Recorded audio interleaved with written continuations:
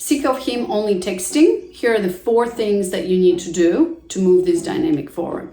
Number 1, know that dating apps are not for texting and talking. Dating apps are for meeting men and then going on dates. So your job as a woman and his job as a man is to make sure that this dynamic moves forward and gets off the app. So what you need to do, what I want you to do when you are on dating apps, know that as soon as you match and meet with a man, you chat, you talk about things you want to talk about, you perhaps like vet this man, although I don't like talking about vetting because it kind of gives you an idea of like, oh, I need to make sure for this and this and that. No, if the dynamic is flowing, if you like the guy, if he's leading the dynamic forward, then most men will actually ask you out. Men are really good at this. They're really good at meeting and matching with you on the app and then getting your phone number or whatever, talking with you on the phone and then going to meet. But if this is not happening, then what I want you to think about, number 1, is that is actually a filter mechanism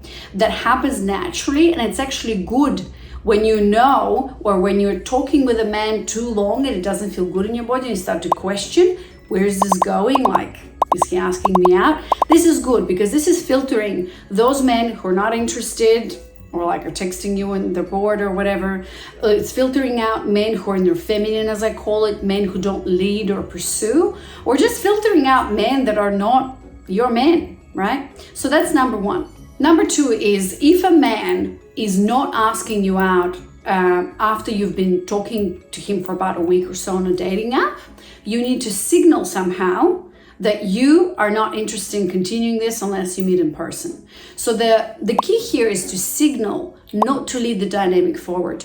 I'm not a big fan of laying it out there and saying, are you gonna ask me out or not? Or, hey, I'm available for a date, or even worse, let's meet in person, right? You want to leave the ball in his court. And why this is important is that you want to establish that feminine masculine polarity right from the beginning. You want to be with a man who courts, who pursues you, who will ask you out, because that, a man in his masculine, his healthy masculine, is attractive.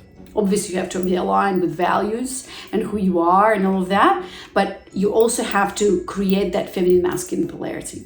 So if after a week you've been talking, or he's sending you text messages, everything's going great, he's asking you about your plans, but he's not asking you out, this is also a filtering mechanism, as I mentioned before. And so your job is to signal to him that we either meet or we don't, and I'm out of here. But obviously you don't say that. So what I would suggest to do is actually to lean back massively, to lean back and to perhaps start to communicate with him less frequently, to start to send him shorter and shorter messages. And you can even say, I don't like spending time on apps that much, right? He'll get the point, he'll get the idea. And if he doesn't, well, then that's his loss. You don't want to be with a man who just sits there and is your pen pal.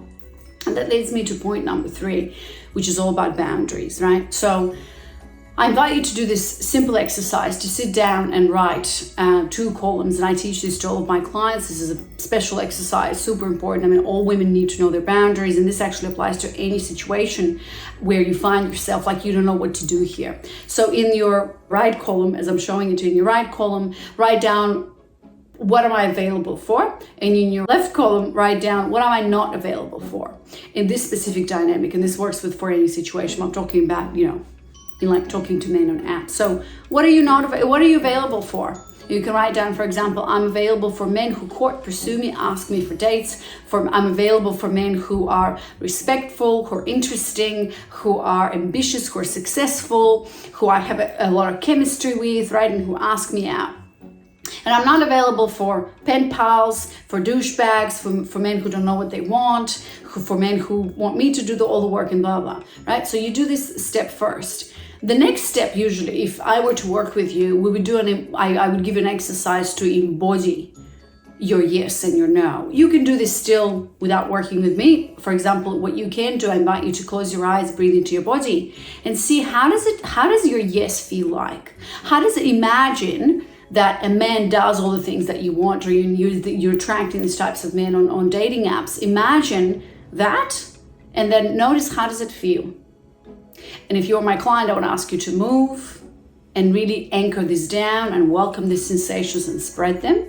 And then what are you not available for? Notice, how does that feel in the body as well? And then I would also, if you were my client, I would ask you to welcome those sensations as well. So you need to be familiar. You need to know not only what are you available for, not available for in your head as boundaries. And I know that a lot of people teach boundaries this way.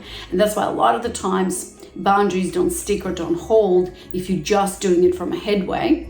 But when you embody your yes and you embody your no, your boundaries become much more powerful. And it's a muscle that you flex, because as soon as you feel something's not right, you learn to communicate.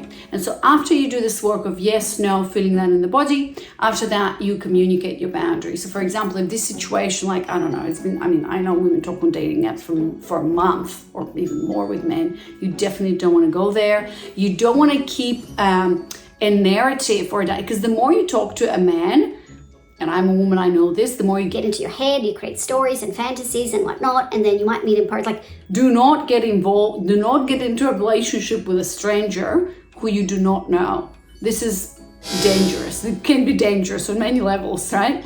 So you need to meet, or at least you need to chat, you need to talk on the phone, like get out of the dating app to the next stage, which is, sometimes a FaceTime or phone call. You have to meet in person.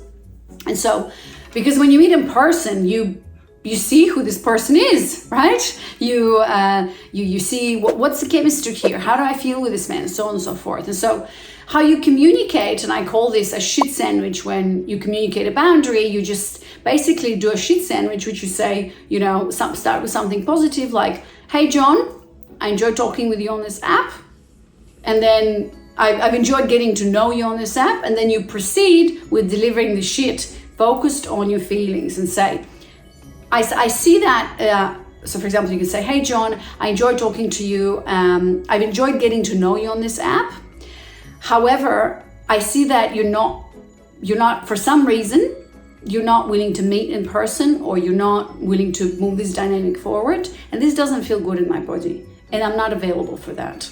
Just say that. Or it makes me feel like we're just talking and this is not going anywhere. It makes me feel like this is not important to you, or whatever that is. However you want to feel it, communicate and say, I'm not available for that, but I've enjoyed talking with you. And you can just end with that. That's it. And then your boundary then will make him either act or start to be defensive or whatever. A lot of the times he'll just act and say, oh, sorry, I thought you were busy, blah, blah, blah. Let's go out on Tuesday and let him plan the day. Okay? And number 4, I have to mention here number 4, because if this pen-paling thing is a pattern for you, and I'm mentioning this because I've been coaching a client last week and she came to the call and asked me, hey, Anna, I'm seeing this pattern. I am attracting men who just basically are pen pals for me, or the men who I'm meeting I'm not attracted to. So whenever you have a pattern, and today we're talking this episode, we're talking about pen pals, right? If this is a pattern for you, so for example, it keeps happening, like you are attracting men who just want to talk to you, but don't want to see you in person or date you or whatever, and that relates to any pattern, there's something at the bottom of this. So I want you to ask, and again, if you were my client, I would ask you to close your eyes and we'll do an embodiment session, because how I work with women is through embodiment, out of the head into the body. And so you have to ask yourself, what is at the bottom of that for you, right? Because if you keep attracting men who just pen pals, what does this tell us? Because men are our mirrors. This tells us, and by the way, what you're attracting actually is a mirror. Why is it a mirror? Because it tells us that something deep down inside is preventing us from actually saying yes or attracting men who want to move the dynamic forward. Perhaps there is a fear deep down inside. Perhaps you yourself are not ready to meet or date or be in a relationship, right? I mean, it's easy to sit in your bedroom and text with men, right? But going out there, getting vulnerable, putting yourself out there and actually meeting men, that's a completely different story. So look down inside if this is a pattern. If this is a one-time thing. And I mean, if it would be a one-time thing, you probably wouldn't be watching this video, but maybe it is for you, but most of the times it's a pattern. So if it's a pattern, look down, maybe there's a fear. What are you afraid of? What's deep down inside? What is at the bottom of this pattern for you? A lot of the times what I find in clients is that they don't feel good enough to attract amazing men, right? Or they perpetuate this pen paling thing. right? Because it creates a fantasy, because they don't need to make the move, because they don't need to go out there, because whatever that is for you, find that out and make sure you fix it. And by the way, if you want to learn more about how to get him hooked in the early stages of dating, click on this next video because I share some amazing tools and principles there. I'll see you there.